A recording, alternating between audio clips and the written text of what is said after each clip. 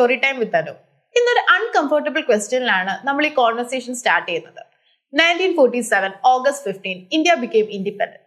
ഈ 79 വർഷം കഴിഞ്ഞിട്ടും നമ്മളുടെ എല്ലാവരുടെയും ഉള്ളിലുള്ള ഒരു ക്വസ്റ്റ്യൻ ആണ്, are we really independent? So let's begin. അവിടെ നമ്മൾ ഇമ്പോർട്ടൻ്റ് ആയിട്ട് ചോദിക്കേണ്ട ഒരു കാര്യമുണ്ട്. What is an independent country? An independent country is a sovereign state that governs its own territory and people. No outside power or foreign nation has legal or political control over its government, laws or decisions.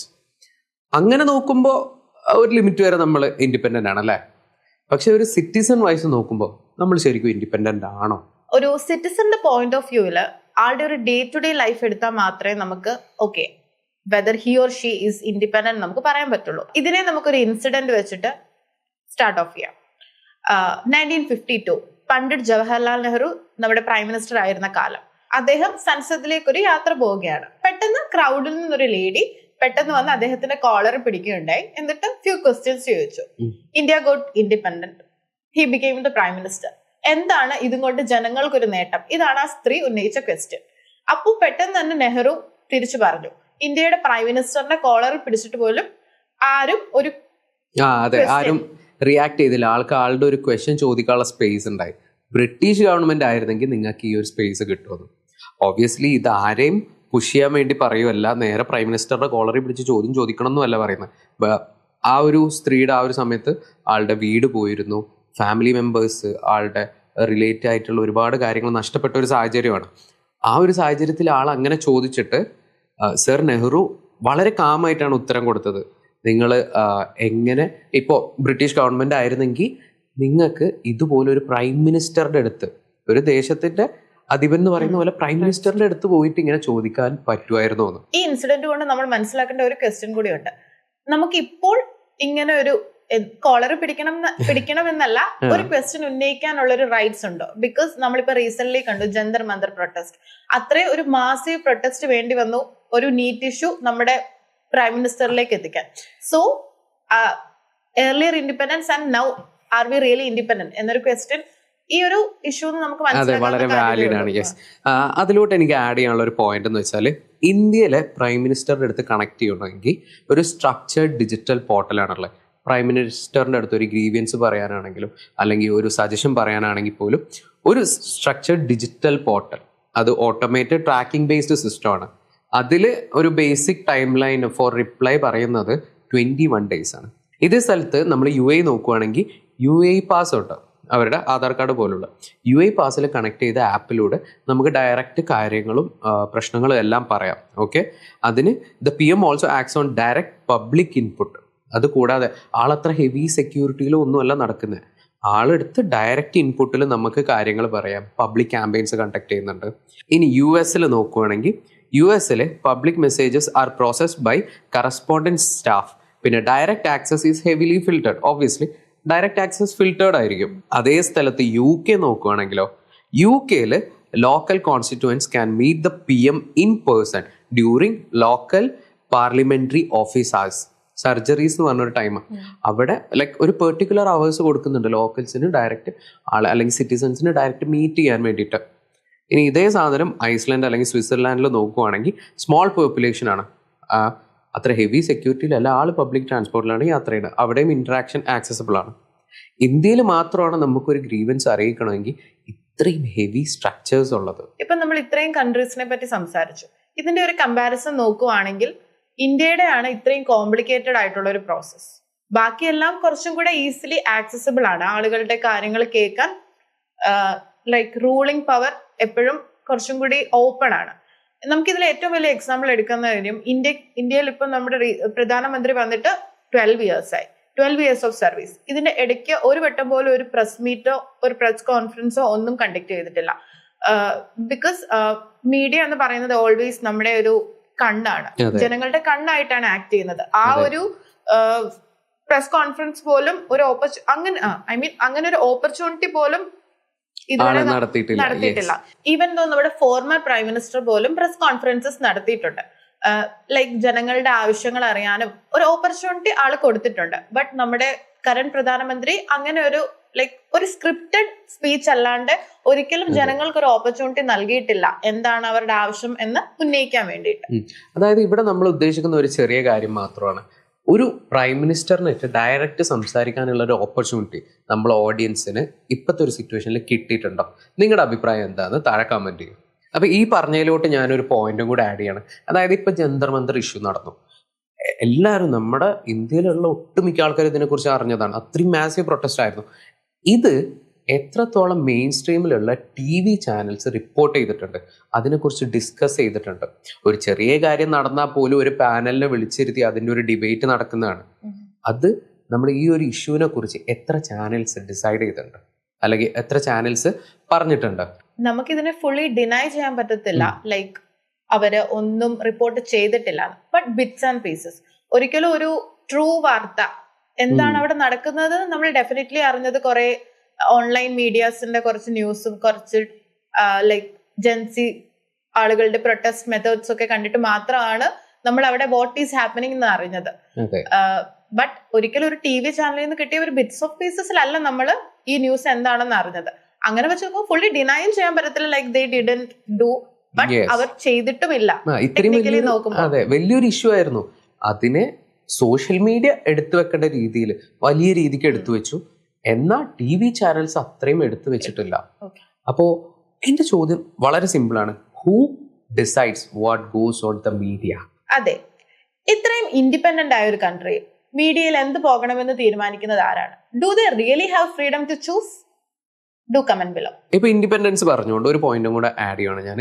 അതായത് according to ministry of external affairs, ഓരോ കൊല്ലവും ഇന്ത്യയിൽ നിന്ന് 1.5 to 2 lakh people പുറത്തെ രാജ്യങ്ങളിൽ പോയി സെറ്റിൽ ആവുക. അതായത് ഇന്ത്യൻ സിറ്റിസൺഷിപ്പ് ഒഴിവാക്കി മറ്റ് രാജ്യങ്ങൾ US, കാനഡ, യൂറോപ്പ് പോലുള്ള രാജ്യങ്ങളിൽ പോയിട്ട് അവിടെ സെറ്റിൽ ആവുകയാണ്. ഇപ്പോൾ ഇന്ത്യ ഇൻഡിപെൻഡൻ്റ് ആണ്, ഇവിടെ എല്ലാ ഓപ്പർച്യൂണിറ്റീസും ഉണ്ടെങ്കിൽ എന്തുകൊണ്ടാവും ഇത്രയും ഒരു മേജർ പോപ്പുലേഷൻ പുറത്തു പോയി സെറ്റിൽ ആവുന്നത്? ഇപ്പൊ ഒരു ഡേറ്റ പറഞ്ഞല്ലോ, 1.5 to 2 lakhs. ഇതില് സിറ്റിസൺസ് എന്ന് പറഞ്ഞാലും ഇതില് മേജർ പോർഷൻ കവർ ചെയ്യുന്നതും നോട്ടബിൾ ആളുകളാണ്. നമ്മുടെ ഇന്ത്യയിലെ ലൈക്ക് പ്രോമിനന്റ് ആളുകൾ, റിച്ച് ആയിട്ടുള്ള ആളുകൾ. പൈസ ഉണ്ടെങ്കിൽ എന്തും നേടാമെന്ന് പറയുന്ന ഒരു കാലഘട്ടത്തിലാണ് നമ്മൾ ഇപ്പം ജീവിക്കുന്നത്. ഓക്കെ, പൈസ ഉണ്ട്, ആളുകൾ പുറത്തു പോകുന്നു. പൈസ ഉണ്ടെങ്കിൽ ആളുകൾ ഇവിടെ നിന്ന് ഇതെല്ലാം നേടിയെടുത്ത് ഇന്ത്യയിൽ തന്നെ തുടരാൻ ആഗ്രഹിക്കുന്നില്ല.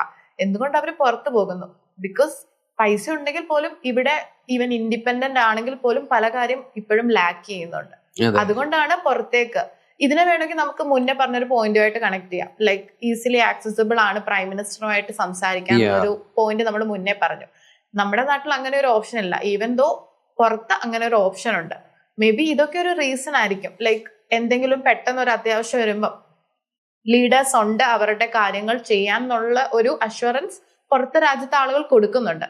ബട്ട് നമ്മുടെ രാജ്യത്ത് അതില്ല. ബിക്കോസ് ഇത്രയും കോംപ്ലിക്കേഷൻസ് കൂടെ കടന്നു പോകണം. ഇപ്പം മുകളിലിരിക്കുന്ന ഒരാളെ കാണണമെങ്കിൽ നമ്മൾ ഏറ്റവും താഴെയുള്ള ആളുകളുടെ തൊട്ട് മുകളിൽ ഈവൻ തോ നമ്മൾ ഗവൺമെന്റ് ഓഫീസസിൽ പോകുമ്പോൾ നമ്മൾ കാണുന്ന ഒരു കാര്യമുണ്ട്. ഓക്കെ, ആ ടേബിളിൽ പോ, ഈ ടേബിളിൽ പോ, ആ ടേബിളിൽ പോ, അങ്ങനെ ഒരു സിസ്റ്റം നമ്മൾ എപ്പോഴും കാണുന്നുണ്ട്. ഇതൊക്കെ ഇതിനൊരു എക്സാമ്പിൾ ഉണ്ട്. ഇതൊക്കെ കൂടുതലായോണ്ടായിരിക്കും ഈവൻ ദോ ആളുകൾ ഓക്കെ പാസ്പോർട്ട് ഉണ്ട് നമ്മുടെ കയ്യിൽ, okay let's go out of India എന്നൊരു ഓപ്ഷൻ ചൂസ് ചെയ്യുന്നത്. അതെ, അതുപോലെ തന്നെ ആർട്ടിക്കിൾ 19 ഫ്രീഡം ഫോർ സ്പീച്ച്. ഇത് though this exist in papers, ഇത് പ്രാക്ടീസ് ചെയ്യുന്നത് ഭയങ്കര ഒരു ബുദ്ധിമുട്ടാണ്. ഒരു പേഴ്സണൽ റിസ്ക് എടുത്ത് ചെയ്യുന്ന പോലെയാണ്. ഇതിലൊരു ആഡ് ഓൺ ഉണ്ട്. ഇപ്പം പറഞ്ഞു ഫ്രീഡം ടു സ്പീച്ച്. ഇപ്പം നമ്മുടെ നാട്ടിൽ കണ്ടുവരുന്ന ഒരു കാര്യമുണ്ട്. ആരെങ്കിലും എന്തെങ്കിലും ഒരു ക്വസ്റ്റ്യൻ റേസ് ചെയ്യുമ്പോൾ ആ ക്വസ്റ്റ്യൻ സോൾവ് ചെയ്യാനല്ല ഒരിക്കലും നോക്കുന്നത്, അറ്റാക്ക് ദാറ്റ് പേഴ്സൺ. ഇതാണ് കൂടുതലും ആളുകൾ ചെയ്യുന്നത്. ഒരിക്കലും സോൾവ് ചെയ്യുക എന്നൊരു ഓപ്ഷനിലേക്ക് വരുന്നതേ ഇല്ല. എങ്ങനെയും ആ ആളുടെ വായ അടപ്പിക്കാം, അങ്ങനെ ഒരു അങ്ങനെ ഒരു തീരുമാനത്തിലേക്കാണ് ആളുകൾ കൂടുതൽ പോകുന്നത്. ഇപ്പോ ഒരാളുടെ ഫ്രീഡം എന്ന് പറയുമ്പോൾ മെയിൻ സംഭവമാണ് freedom of speech. Article 19(1)(a) of the constitution of India guarantees all citizens fundamental rights to freedom of speech and expression. ഇതേ സ്ഥലത്ത് article 19(2) of the Constitution of India allows the government to place reasonable limits on your freedom of speech and expression. ഇത് പറഞ്ഞപ്പോൾ actually എനിക്ക് ഓർമ്മ വന്നൊരു കാര്യമുണ്ട്. എന്നെ politics പഠിപ്പിച്ചൊരു sir ഉണ്ടായിരുന്നു. സാറ് പഠിപ്പിക്കുന്നതിന്റെ ഇടയ്ക്ക് ഒരു കാര്യം പറഞ്ഞിരുന്നു. നമ്മുടെ constitution, okay, doctor BR Ambedkar അത്രയും എല്ലാവർക്കും ഇക്വാളിറ്റി എന്ന രീതിയിൽ എഴുതിയിരിക്കുന്ന നമ്മുടെ കോൺസ്റ്റിറ്റ്യൂഷനിൽ ഈവൻ ദോ അതിൽ തന്നെ ലൂപ്പ് ഹോൾസ് ഉണ്ട്. ഒരാൾക്ക് ശിക്ഷ വാങ്ങിച്ചു കൊടുക്കാനും ശിക്ഷിക്കാതിരിക്കാനും ഉള്ള ലൂപ്പ് ഹോൾസ്, നെഗറ്റീവും പോസിറ്റീവും ഉണ്ട് ഇതില്. അപ്പം നമുക്ക് ഇതിനെ കുറിച്ച് നന്നായിട്ട് അറിയുന്ന ആളുകൾക്ക് ഓബ്വിയസ്ലി ഇതിന്റെ A to Z കാര്യങ്ങൾ അറിയാം. ബേസിക് ആയിട്ട് ഒരു നോർമൽ ബിസിനസ്സുകാരന് തന്നെ അറിയാം ഒരു ടാക്സ് എങ്ങനെ വെട്ടിക്കണം. അങ്ങനെ ഇരിക്കുന്ന ഒരു സാഹചര്യത്തില് ഈ ഗവൺമെന്റിന്റെ ടോപ്പ് ലെവലിൽ ഇരിക്കുന്ന ആളുകൾക്ക് നമ്മളെ രക്ഷിക്കാനും പറ്റും, ശിക്ഷിക്കാനും പറ്റും. അതും അക്കോർഡിംഗ് ടു ലോ. അതെ, അത് പറയുമ്പോഴാണ് നമ്മുടെ പാർലമെന്റ് മെമ്പർ ആയിരുന്ന രാഘവ് ചദ്ദ ആളൊരു ഇഷ്യൂ റീസെന്റ് ഉന്നയിച്ചിട്ടുണ്ടായിരുന്നു, റീചാർജിനെ ബേസ് ചെയ്തിട്ട്. അന്നൊരു ചെറിയൊരു ടോക്കായി, ബട്ട് പിന്നെ നമ്മൾ ആരും കാണുന്നില്ല ആൾ എന്ത് ചെയ്യുന്നത്. ഇതിൽ നിന്ന് നമുക്ക് മനസ്സിലാക്കാവുന്ന ഒരു കാര്യമാണ്, ഓക്കെ, ക്വസ്റ്റ്യൻ ഉന്നയിച്ച ആളെ ക്വസ്റ്റ്യൻ ഉന്നയിച്ചിരുന്നു, ബട്ട് നൗ ആളെന്ത് ചെയ്യും, അറ്റാക്ക് ദ പേഴ്സൺ. ഇതാണോ നമ്മുടെ ഇന്ത്യ ഇപ്പോഴും നമ്മൾ ആലോചിക്കേണ്ട ഒരു കാര്യമാണ്, are we really independent to ask questions? Yes, ഇങ്ങനെയാണോ ഇൻഡിപെൻഡൻസ് പ്രാക്ടീസ് ചെയ്യുന്നത്? ഒരു പാർലമെന്റ് മെമ്പർക്ക് ഇങ്ങനെ ആകാന്നുണ്ടെങ്കിൽ ഒരു സിറ്റിസൺ ഒരു ചോദ്യം ഉന്നയിച്ചാൽ എന്താ അവസ്ഥ? അതാ ഞാൻ നേരത്തെ പറഞ്ഞത്, ഈ ഒരു ആർട്ടിക്കിൾ 19 പ്രാക്ടീസ് ചെയ്യാം ആളുകൾക്ക്, ബട്ട് അണ്ടർ പേഴ്സണൽ റിസ്ക്. അങ്ങനത്തെ ഒരു സിറ്റുവേഷൻ ആയി മാറിയേക്കാണ്. അതെ, ഇത് പറയുമ്പോൾ നമ്മൾ മുന്നേ പറഞ്ഞ പോലെ നമ്മുടെ പ്രധാനമന്ത്രിയുടെ കോളർ പിടിച്ചൊരു ക്വസ്റ്റ്യൻ ചോദിച്ചൊരു കാലം ഉണ്ടായിരുന്നു. ഇപ്പം 2026 ആണ്. സ്റ്റിൽ നമുക്ക് ജസ്റ്റ് ഒരു ക്വസ്റ്റ്യൻ ചോദിക്കാനുള്ള ഒരു സാഹചര്യം. ഈവൻ ദോ നമ്മൾ സോഷ്യൽ മീഡിയയിൽ ഒരു ക്വസ്റ്റ്യൻ ചോദിക്കുവാണെങ്കിൽ നെക്സ്റ്റ് ഡേ നമ്മുടെ സോഷ്യൽ മീഡിയ ബാൻ ആണ്. അത്രയും ഫോളോവേഴ്സ് ഉണ്ടാക്കി ഒരാൾ ഒരു ക്വസ്റ്റ്യൻ ചോദിക്കുന്നു, അത് ബാൻ ആവുന്നു. ഡെഫിനറ്റ്ലി ആളുകൾ ചോദിക്കില്ല, ബിക്കോസ് അത്രയും വരുമാനം അവിടെ നിൽക്കുവാണ് ചെയ്യുന്നത്. നമ്മളെല്ലാരും അതിനെപ്പറ്റി കുറെ ചിന്തിക്കേണ്ടിയിരിക്കുന്നു. അതെ, ഇപ്പം ഇതുപോലെ ഒരു സിറ്റിസണ് അവരുടെ ഇൻഡിപെൻഡൻസ് പ്രാക്ടീസ് ചെയ്യാൻ പറ്റുന്ന ഒരു കാര്യമാണ് വോട്ടിംഗ്. ഓക്കെ, വോട്ടിംഗ് ഇപ്പോൾ എല്ലാ സ്ഥലത്തും ഫിംഗർ പ്രിന്റ് യൂസ് ചെയ്തുകൊണ്ടിരിക്കുന്ന സമയത്ത് ഈ ഒരു കാലത്ത് എന്തുകൊണ്ടാണ് വോട്ടിങ്ങിന് ഫിംഗർ പ്രിന്റ് ഇപ്പോഴും യൂസ് ചെയ്യാൻ പറ്റാത്തത്? ഈ സെയിം ഇഷ്യൂ നമ്മളിപ്പോ കുറച്ച് മുന്നേ പറഞ്ഞ രാഘവ് ചദ്ദ പാർലമെന്റ് മെമ്പർ ആൾ ഈ സെയിം ക്വസ്റ്റ്യൻ ഉന്നയിച്ചിരുന്നു. ഇതിനുശേഷം കൂടിയാണ് ആളിനെ പറ്റി കൂടുതൽ കാര്യങ്ങൾ നമ്മൾ അറിയാതിരിക്കുന്നത്. ഇതുപോലെ തന്നെയാണ് ആക്ടർ പ്രകാശ് രാജ്. ആളുടെ പേര് പോലും ഇപ്പോൾ വോട്ടേഴ്സ് ലിസ്റ്റിൽ ഇല്ല. ഇപ്പം വോട്ടിങ്ങിന്റെ കാര്യം പറഞ്ഞുകൊണ്ടാണ് ഇപ്പം നമ്മൾ എന്തെങ്കിലും ഒരു കാര്യം ഉന്നയിക്കുമ്പോൾ നെക്സ്റ്റ് നമ്മുടെ വോട്ടേഴ്സ് ലിസ്റ്റിൽ നമ്മുടെ പേര് പോലും കട്ട് ചെയ്യുന്ന ഒരു സ്ഥിതിയിലേക്കാണ് നമ്മുടെ ഇന്ത്യ പൊക്കോണ്ടിരിക്കുന്നത്. അതെ, ഇപ്പം ഇന്ത്യ ഞാൻ നേരത്തെ പറഞ്ഞല്ലോ ലാർജസ്റ്റ് ഡെമോക്രാറ്റിക് കൺട്രി. ഓക്കെ, ഇവിടെ എന്തുകൊണ്ട് ഇത്രയും ലാർജസ്റ്റ് ഡെമോക്രാറ്റിക് കൺട്രി എന്ന് പറയുന്നത് 18 വയസ്സ് കഴിഞ്ഞ് ഒരാൾക്ക് വോട്ട് ചെയ്യാനുള്ള അധികാരമുണ്ട്. When we are looking into the big picture, 18 വയസ്സ് കഴിഞ്ഞ ഒരാൾക്ക് നമ്മുടെ രാജ്യത്തെ ഭരിക്കേണ്ടത് ആരാണ് എന്ന് തീരുമാനിക്കാനുള്ള ആക്സസ് ഉണ്ട്. പക്ഷേ ആക്സസേ ഉള്ളൂ. ഇതിൻ്റെ വോട്ടിംഗ് സിസ്റ്റം ഫെയർ അല്ലെങ്കിൽ എന്താണ് അതുകൊണ്ടുള്ള കാര്യം? ഞാൻ പറഞ്ഞു വന്ന പോയിന്റ് എന്താണെന്ന് വെച്ചാൽ, okay, EVM electronic voting machine, okay, ഇതിൽ ഒരുപാട് ക്രമക്കേടുകൾ കണ്ടെത്തിയിട്ടുണ്ട്. ഒരുപാട് സ്റ്റേറ്റിലുള്ള ഒരുപാട് പാർട്ടീസ്, ഡിഫറെൻറ്റ് സ്റ്റേറ്റിൽ നിന്ന് ഡിഫറെൻറ്റ് പാർട്ടീസ് ഇതിനെതിരെ ഒരുപാട് പരാതികൾ ഉന്നയിച്ചിട്ടുണ്ട്. പക്ഷെ ഇതൊന്നും എത്തേണ്ടടുത്ത് എത്തിയിട്ടില്ല. ഇതിനൊരു പെർഫെക്റ്റ് ഇൻവെസ്റ്റിഗേഷൻസോ കാര്യങ്ങളോ നടന്നിട്ടില്ല. ഈവൻ രാഹുൽ ഗാന്ധി ഒരിക്കൽ TVക്ക് മുന്നിൽ ഒരു പ്രൂഫായിട്ട് വന്നിട്ടുണ്ട്. ബട്ട് അതിൻ്റെ മറ്റു പ്രൊസീഡിങ്സ് ഒന്നും കണ്ടിട്ടില്ല. കാരണം ഇതെങ്ങനെയാണ് ഈ ഡിസോൾവ് ആയി പോകുന്നത്? വിത്ത് പ്രൂഫ് വന്നിട്ട് എന്തുകൊണ്ടാണ് ഇതിൻ്റെ ഒരു ആക്ഷൻസ് കാണാത്തത്, ഇതിൻ്റെ ഒരു റിസൾട്ട് കാണാത്തത്? ഇപ്പോൾ ഈ ഒരു ഇലക്ട്രോണിക് വോട്ടിംഗ് മെഷീൻസിൽ ഇത്രയും ഫോൾട്ടുകൾ വരുന്നുണ്ടെങ്കിൽ അതിനനുസരിച്ച് മറ്റു സിസ്റ്റങ്ങൾ വരണ്ടേ ആക്ച്വലി?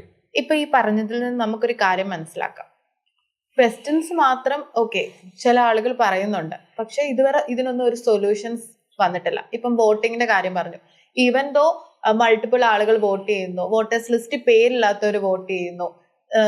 ഞാൻ ഒരു ചാനലിൽ ഒരു ന്യൂസിൽ ഒരു വട്ടം കണ്ടിരുന്നു, ഒരു വോട്ടിന് പകരം 2 വോട്ട് ആയിട്ട് രേഖപ്പെടുത്തുന്നു. അങ്ങനത്തെ കുറെ പ്രോബ്ലംസ് എറേസ് ആവുന്നുണ്ട്. ബട്ട് ഇതിനൊരു സൊല്യൂഷൻ ഇപ്പൊ നമ്മുടെ ഇന്ത്യയിൽ കണ്ടുവരുന്നൊരു രീതിയാണ്, പ്രോബ്ലംസ് ഉണ്ട് ബട്ട് ഇതിനൊരു സൊല്യൂഷൻ ഇല്ല. അതെ, അതുപോലെ നമ്മൾ ശ്രദ്ധിക്കേണ്ട ഒരു കാര്യം കൂടെ ഉണ്ട്. 2023 government pass the chief election commissioner act.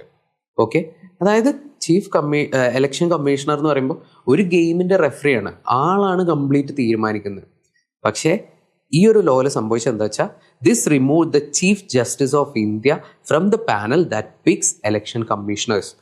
Okay, അവിടെ ഇപ്പോൾ പാനലുള്ള ആരൊക്കെയെന്ന് വെച്ചാൽ, അതായത് സെലക്ഷൻ പാനലിലുള്ളത് ആരൊക്കെയെന്ന് വെച്ചാൽ prime minister, cabinet minister and the opposition leader. Okay, ഇവിടെ തന്നെ ഗെയിം മാറി 2:1 എന്നുള്ള രീതിയിലായി.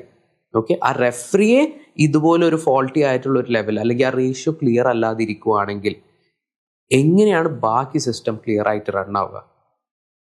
ഇവിടെ 2:1 എന്ന് പറയുമ്പോൾ അപ്പം ഭരിക്കുന്ന പാർട്ടിക്ക് അവിടെ കൂടുതൽ സപ്പോർട്ടാണ്. അതുപോലെ വന്നൊരു മെയിൻ ചേഞ്ചാണ് ഫെബ്രുവരി 14, 2024 അപ്പോഴേ വന്നിട്ടുള്ളൂ. The supreme court സ്ട്രക്ക് down electoral bond. ഇത് എന്ന് വെച്ചാൽ ഈ ഇലക്ടോറൽ ബോണ്ട് എന്ന് പറയുമ്പോൾ അനോണിമസ് കമ്പനീസിന് അല്ലെങ്കിൽ അനോണിമസ് ആളുകൾക്ക് പാർട്ടികളെ ഫണ്ട് ചെയ്യാനുള്ള ഒരു ഫിനാൻഷ്യൽ ഇൻസ്ട്രുമെൻ്റ് ആണ്. ഇത് മേജർ ഫ്ലോ ആയിരുന്നു കാണിച്ചിരുന്നത്. കാരണം ഒരു സ്ഥലത്ത് ഒരു പാർട്ടിക്ക് കൂടുതൽ ഫണ്ടിങ് കിട്ടിക്കഴിഞ്ഞാൽ ഒബ്വിയസ്ലി അവരവിടെ സുപ്രീമായി മാറുകയാണ്. They get the upper hand. അതൊരു വിസിബിൾ ആക്ഷൻ ആണ്. ഓക്കെ, 2024 ഫെബ്രുവരി 14 അത് സ്ട്രക്ക് ഡൗൺ ചെയ്തത്. അതിൻ്റെ ചേഞ്ചസ് അതിന് ശേഷമാണ് നമ്മൾ കണ്ടു തുടങ്ങിയത്. അപ്പോൾ ഇതുവരെയുള്ള അവസ്ഥ എന്തായിരുന്നു? അതായത് ഇപ്പോൾ ഭരിക്കുന്ന ഒരു മേജർ പാർട്ടിക്ക് ഒരു മേജർ കമ്പനി നല്ലൊരു ഫണ്ടിങ് കൊടുത്താൽ ഓബ്വിയസ്ലി പാർട്ടി അവരെ സപ്പോർട്ട് ചെയ്തല്ലേ പറ്റൂ. അങ്ങനെ ഒരുപാട് മൾട്ടിനാഷണൽ കമ്പനീസിന് നമ്മുടെ നാട്ടിൽ അപ്പർ ഹാൻഡ് കിട്ടിയ ഒരു സിറ്റുവേഷൻ ആണിത്, അല്ലെങ്കിൽ അപ്പർ ഹാൻഡ് തരുന്ന ഒരു സിറ്റുവേഷൻ ആയിരുന്നു. ഇതിലൊരു ആഡ് ഓൺ ആണ്. നമ്മളിപ്പോൾ പറയുന്നു ഈ പാർട്ടിയാണ് ഇന്ത്യ ഭരിക്കുന്നത്. ഇപ്പൊ പറഞ്ഞല്ലോ മൾട്ടിനാഷണൽ കമ്പനീസ് ഫണ്ട് ചെയ്യുന്നു. മൾട്ടിനാഷണൽ കമ്പനീസ് ഫണ്ട് ചെയ്യുന്നതിലൂടെ ലിറ്ററലി നമ്മൾ ആലോചിക്കേണ്ട ഒരു കാര്യമുണ്ട്, ഈ പാർട്ടി തന്നെയാണോ റൂൾ ചെയ്യുന്നത്? ബിക്കോസ് മണി ഓൾവേസ് ഒരു പവറാണ്. ആ പവറിലൂടെ നമ്മുടെ ഇന്ത്യ ഭരിക്കാനുള്ള ഒരു പവർ ആ കമ്പനി നേടിയെടുക്കുകയാണ്. സോ പാർട്ടി എന്ന് പറയുന്നത് ജസ്റ്റ് ഒരു പപ്പറ്റ്സ് മാത്രമാണ്. അവരവിടെ ഇരുന്ന് ചരട് വലിക്കുന്നു, അവര് റൂൾ ചെയ്യുന്നു, ഇവരിവിടെ അത് നടപ്പാക്കുന്നു. ഓഡിയൻസിന് എന്താണ് തോന്നുന്നത്? ഇങ്ങനെയാണോ നമ്മുടെ ഇന്ത്യൻ ഡെമോക്രസി വർക്ക് ചെയ്യുന്നത്? അല്ലെങ്കിൽ കറന്റ്ലി ഇന്ത്യ ഇങ്ങനെയാണോ റൺ ചെയ്യുന്നത്? ഇനി ഇന്ത്യ ഇങ്ങനെയാണ് റൺ ചെയ്യുന്നതെന്നുണ്ടെങ്കിൽ അത് ചേഞ്ച് ചെയ്യാൻ ഓരോ സിറ്റിസൺ എന്ന നിലയ്ക്ക് നമ്മൾ എന്താണ് ചെയ്യേണ്ടത്? ഇതിന്റെ കൂടെ ആഡ് ഓൺ ആയിട്ട് ഞാൻ ഒരു കാര്യം കൂടെ മെൻഷൻ ചെയ്യാം. നമ്മൾ റീസെന്റ് ഒരു വീഡിയോ കണ്ടിരുന്നു. ഇന്ത്യയിൽ നടക്കുന്നതാണ് ഒരു വോട്ടിംഗ് സിസ്റ്റം. ലൈക്ക് അവിടെ ഉള്ള ആളുകൾ കൈ പിടിച്ച് വോട്ട് ചെയ്യിക്കുന്നു. സോ ഇതിലൂടെ നമുക്ക് മനസ്സിലാക്കാവുന്ന ഒരു കാര്യം, ഓക്കെ, ആളുകൾക്ക് ചൂസ് ചെയ്യാനുള്ള ഒരു ഫ്രീഡം പോലും ഇല്ല. ഞാൻ വോട്ട് ചെയ്യാൻ വരുന്നു, ഒരാൾ അവിടെ നിൽക്കുന്നു, എന്റെ കൈ പിടിക്കുന്നു, വോട്ട് ചെയ്യിക്കുന്നു. സോ ഇതിലൂടെ നമ്മൾ മനസ്സിലാക്കുന്ന ഒരു കാര്യം, എക്സാക്ട്ലി ഈ പറയുന്ന കോൺസ്റ്റിറ്റ്യൂഷനിലുള്ള പ്രിയാമ്പിളിൽ പറയുന്ന ഒരു കാര്യങ്ങൾ ഇവിടെ നടപ്പാക്കുന്നില്ല, അല്ലെങ്കിൽ നമ്മൾ നടപ്പാക്കുന്നത് കാണുന്നില്ല. ഇപ്പൊ നടപ്പാക്കുന്നത് കാണുന്നുണ്ടെങ്കിൽ ഇങ്ങനത്തെ വീഡിയോസ് ഒരിക്കലും വൈറൽ ആകില്ല. അതെ, ഇതുപോലെ കോമൺ മാനെ ബാധിക്കുന്ന ഡേ ടു ഡേ ലൈഫിൽ യൂസ് ചെയ്യുന്ന ഒരു സാധനം കൂടെ പറയട്ടെ, ഫ്യുവൽ പ്രൈസസ്. ഓക്കെ, ഇപ്പോൾ നമ്മൾ അടയ്ക്കുന്ന ഫ്യുവൽ പ്രൈസസിൻ്റെ നല്ലൊരു ശതമാനം സെൻട്രൽ ആൻഡ് സ്റ്റേറ്റ് ടാക്സിലോട്ടാണ് പോകുന്നത്. ഓക്കെ, അതിൽ നോർമൽ GST അല്ല ഇൻക്ലൂഡ് ആയിട്ടുള്ളത്. അപ്പോൾ അവിടെ വരുന്നൊരു പ്രശ്നം എന്താണെന്ന് വെച്ചാൽ, നമ്മൾ അടയ്ക്കുന്ന നോർമൽ ക്രൂഡ് ഓയിലിൻ്റെ പ്രൈസ് ഡ്രോപ്പ് ആയാൽ പോലും നമ്മുടെ നാട്ടിൽ പ്രൈസിൽ മേജർ വേരിയേഷൻസ് വരുന്നില്ല. ആ ഒരു പ്രോഫിറ്റ് മാർജിൻ അബ്സോർബ് ചെയ്യുന്നത് സെൻട്രൽ ഗവൺമെൻറ്, സ്റ്റേറ്റ് ഗവൺമെൻറ്റ്സുമാണ്. ഈ ഒരു നോർമൽ ഫ്യൂവൽ എന്ന് പറഞ്ഞു കഴിഞ്ഞാൽ നമ്മളിപ്പോൾ പച്ചക്കറി വാങ്ങുകയാണെങ്കിലും അല്ലെങ്കിൽ ഹോട്ടലിൽ ഭക്ഷണം കഴിക്കാൻ പോവുകയാണെങ്കിലും ഇതിൻ്റെയൊക്കെ ബാക്ക്ഗ്രൗണ്ടിൽ വർക്ക് ചെയ്യുന്ന ട്രാൻസ്പോർട്ടേഷൻ, ഇതിലൊരു മേജർ റോൾ പ്ലേ ചെയ്യുന്നുണ്ട് ഫ്യൂവൽ. ഇപ്പോൾ ഫ്യൂവലിൻ്റെയും LPGയുടെയും ഒക്കെ ഒരു ഷോർട്ടേജ് വന്നു കഴിഞ്ഞാൽ നമ്മുടെ നാട്ടിൽ അതിന് ഡിപ്പെൻഡ് ചെയ്തിരിക്കുന്ന ഒരുപാട് സാധനങ്ങളുടെ പ്രൈസ് കൂടും, മൊത്തം എക്കണോമിയിൽ ചേഞ്ച് വരും. അതൊരു നോർമൽ സിറ്റിസനെ വലിയ രീതിക്ക് ബാധിക്കുന്ന ഒരു കാര്യമാണ്. അതേപോലെ 1947 കൊളോണിയൽ റൂൾ അവസാനിച്ചു. ബട്ട് നമ്മൾ അതിനെപ്പറ്റി ഒന്നുകൂടി ചിന്തിക്കേണ്ടിയിരിക്കുന്നു. കൊളോണിയൽ റൂൾ ഇവിടെ കൊണ്ടുവന്ന കുറെ നല്ല കാര്യങ്ങളുണ്ട്, ലൈക്ക് ട്രെയിൻ, എയർപോർട്ട്, ടെക്നോളജി, കുറെ കാര്യങ്ങൾ ഇവിടെ ഇംപ്ലിമെന്റ് ചെയ്തിട്ടുണ്ട്. ബട്ട് നമ്മൾ ഇന്ത്യൻ സ്റ്റിൽ അത് യൂസ് ചെയ്യുന്നുണ്ട്. അവിടെ നമ്മൾ മനസ്സിലാക്കേണ്ട വേറൊരു കാര്യം കൂടെ ഉണ്ട്. ഇത് നമ്മുടെ ഗുഡ് വില്ലിന് വേണ്ടി ചെയ്തതല്ല ബ്രിട്ടീഷുകാർ. ഇൻസ്റ്റഡ് ഇവിടുന്ന് ലൂട്ട് ചെയ്യാനുള്ള ഈസിയർ മെത്തേഡിന് വേണ്ടിയിട്ടാണ്. റെയിൽവേ മാത്രമല്ല, ഇപ്പോൾ നോക്കുവാണെങ്കിൽ മേജർ റെയിൽവേസ്, പോർട്ടുകൾ, പിന്നെ നമ്മൾ യൂസ് ചെയ്യുന്ന കീ റൂട്ട്സ്, ഇതെല്ലാം അവിടുന്ന് അഡാപ്റ്റ് ചെയ്താൽ എന്തിന്? നമ്മുടെ മോഡേൺ സിവിൽ സർവീസിലെ IAS, പിന്നെ IPS, IRS, ഇതെല്ലാം directly adapted from ICS, imperial civil service. അങ്ങനെ കുറേ കാര്യങ്ങൾ നമ്മൾ അഡാപ്റ്റ് ചെയ്തിട്ടുണ്ട്. മേജർ എഡ്യൂക്കേഷണൽ സിസ്റ്റത്തിൻ്റെ അല്ലെങ്കിൽ മേജർ എഡ്യൂക്കേഷണൽ ഇൻസ്റ്റിറ്റ്യൂഷൻസിൻ്റെ കുറേ ഏരിയാസിൽ ബേസ് വെച്ചിട്ടുള്ളത് ബ്രിട്ടീഷ് കാലഘട്ടത്തിൽ തന്നെയാണ്. അതൊന്നും ഇന്ത്യയുടെ ബെറ്റർമെൻറ്റിന് വേണ്ടി ചെയ്തതല്ല. ഇൻസ്റ്റഡ് ഔട്ട്സൈഡ് അവർക്ക് ഇവിടുന്ന് പോകാനോ അല്ലെങ്കിൽ അവർക്ക് ഇവിടെ വാഴാനുള്ള ലെവലിൽ വേണ്ടി ചെയ്തതാണ്. ഇപ്പോൾ സർ നെഹ്റു തന്നെ മറ്റേ ആ ലേഡിയോട് ചോദിച്ചത് എന്താ, ബ്രിട്ടീഷുകാരുണ്ടായിരുന്നേ നിങ്ങൾക്ക് പ്രൈം മിനിസ്റ്ററുടെ കോളറിൽ പിടിച്ച് ഈ ചോദ്യം ചോദിക്കാൻ പറ്റുമെന്നാണ്. അപ്പോൾ കംപ്ലീറ്റ്ലി പോസിറ്റീവ് സൈഡ് എന്ന് പറയാൻ പറ്റില്ല. അത് അവരുടെ നല്ലതിന് വേണ്ടി ചെയ്തു. അത് ഇന്ത്യൻസ് അഡാപ്റ്റ് ചെയ്ത് നമുക്ക് കുറച്ചുകൂടെ ബെനിഫിഷ്യൽ ആയ രീതിയിലോട്ട് മാറ്റി. അങ്ങനെ അത് പറയാൻ സാധിക്കുള്ളൂ. അതുപോലെ തന്നെ ഒരു മേജർ എന്റർടൈൻമെന്റ് സെക്ടറാണ് സിനിമ. സിനിമ ഫുള്ളി ഇൻഡിപെൻഡന്റ് ആണോ? നമ്മളിപ്പോൾ കണ്ടുവരുന്ന ഒരു കാര്യമാണ് അവിടെ സെൻസർഷിപ്പ്. ഒരു ആർട്ടിസ്റ്റിക് ഫ്രീഡത്തെ ചോദ്യം ചെയ്യുന്ന ഒരു കാര്യമാണ് സെൻസർഷിപ്പ് എന്നുള്ളത്.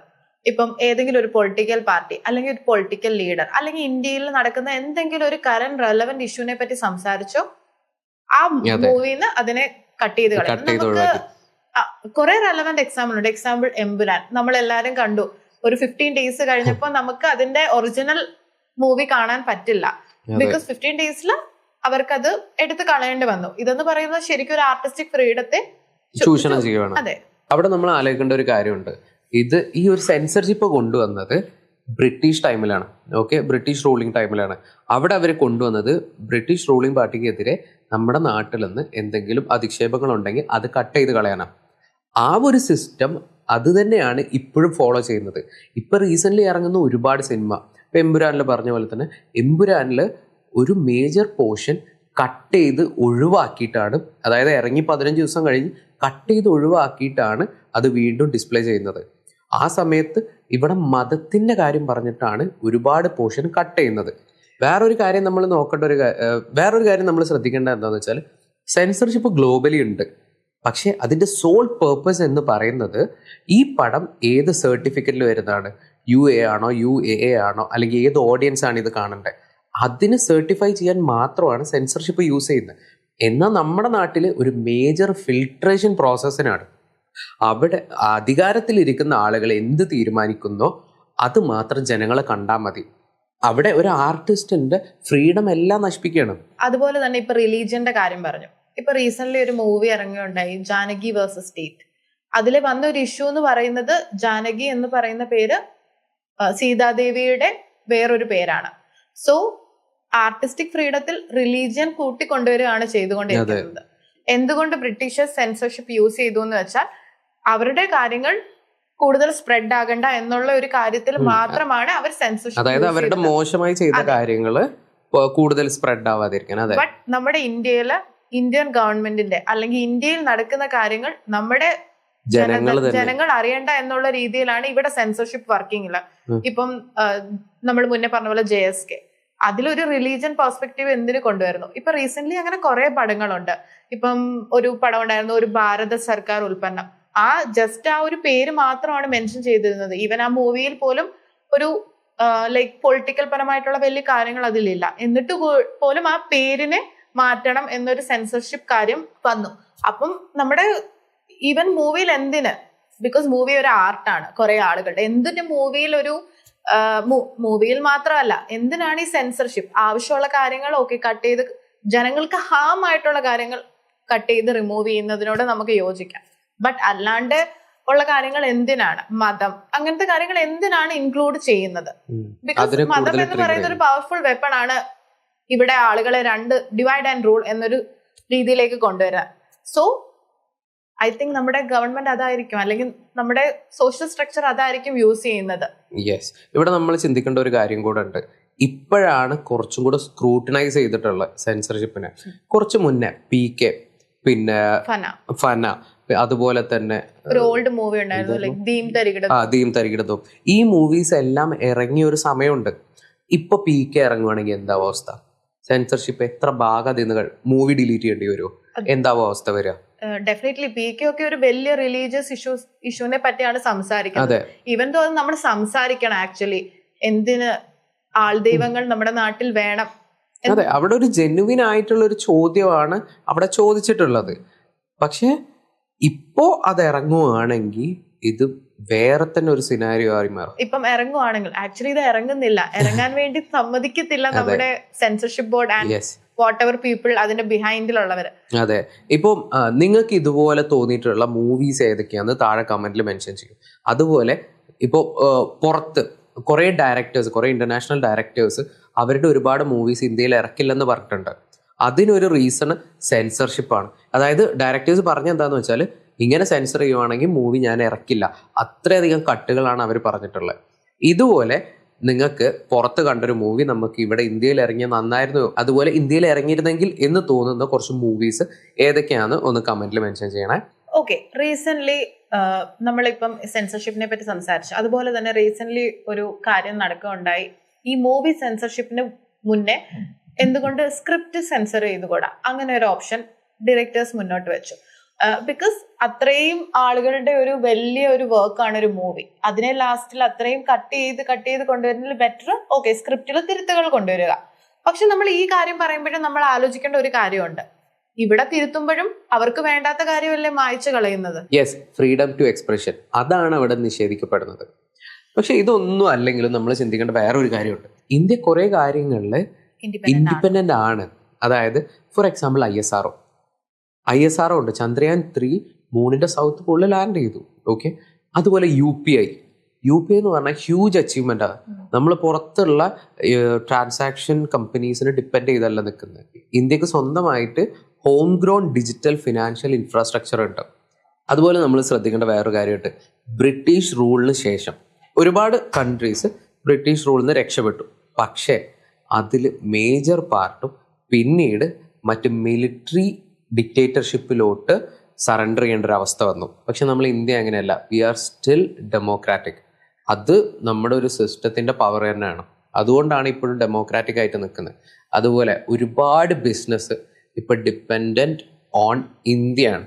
കാരണം മേജർ ഓട്ടോ അല്ലെങ്കിൽ ടെക് റിലേറ്റഡ് ഇങ്ങനത്തെ ഒരുപാട് കമ്പനീസിൻ്റെ മേജർ ഷെയർ ഓഫ് മാർക്കറ്റ് വരുന്നത് ഇന്ത്യയിലാണ്.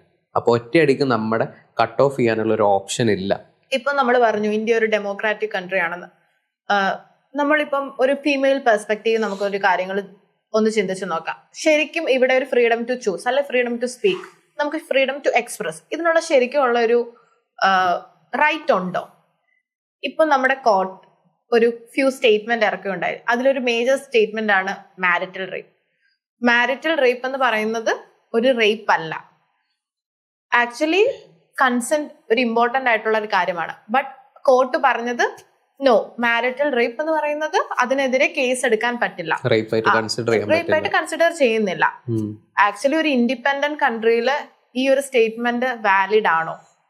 എന്തുകൊണ്ട് ഫീമെയിൽസിന് ഒരു ഇമ്പോർട്ടൻസ് കൊടുക്കുന്നില്ല അവിടെ? അവരുടെ ഒരു മേജർ കാര്യങ്ങൾ അടിച്ചമർത്തപ്പെടുകയല്ല ഇപ്പൊ ഇവിടെ ചെയ്തുകൊണ്ടിരിക്കുന്നത്. അതെ, സോ ഇതിന്റെ ഒരു ബേസ് ലൈൻ പറയുകയാണെങ്കിൽ ഇൻഡിപെൻഡൻസ് 1947 നമുക്ക് ഫ്രം ബ്രിട്ടീഷ് കിട്ടിയെങ്കിലും ആർ വി റിയലി ഇൻഡിപെൻഡന്റ് എന്ന ക്വസ്റ്റ്യൻ വളരെ ഹൈലൈറ്റഡ് ആയിട്ടിരിക്കുക. കാരണം യെസ് ഓഫ് കോഴ്സ്, കാരണം ഒരു ഗവൺമെന്റ് പവർഫുൾ ആയതുകൊണ്ട് ആ ഒരു കൺട്രി ഇൻഡിപെൻഡന്റ് ആവുന്നില്ല. അവിടെയുള്ള citizens they should be financially secure, അല്ലെങ്കിൽ they should have the freedom to speak without fear. Okay, ഇങ്ങനത്തെ ഒരുപാട് പോയിന്റ്സ് ആണ് അതിനെ ഡിറ്റർമൈൻ ചെയ്യുന്നത്. So in 1947 India became independent. But in 2026 നമ്മൾ കുറെ കാര്യങ്ങൾ ആലോചിക്കേണ്ടിയിരിക്കുന്നു. Are we really independent? നമ്മൾ പല കാര്യങ്ങളിൽ ഇൻഡിപെൻഡന്റ് ആണോ? Political pressure, misinformations, political inequality, നമുക്കൊരു റിലീജിയൻ ചൂസ് ചെയ്യാനുള്ള റൈറ്റ് ഉണ്ടോ? എന്തിനാ ആർട്ടിസ്റ്റിക് ഫ്രീഡം? ഇങ്ങനെ കുറെ കാര്യങ്ങൾ നമ്മൾ ചിന്തിക്കേണ്ടിയിരിക്കുന്നു. സോ നിങ്ങൾക്ക് നിങ്ങളുടെ അഭിപ്രായങ്ങൾ കമന്റ് ബോക്സിൽ രേഖപ്പെടുത്താം. So we wish you a happy Independence Day. It's me, Anu. It's me, Nihal. Signing off.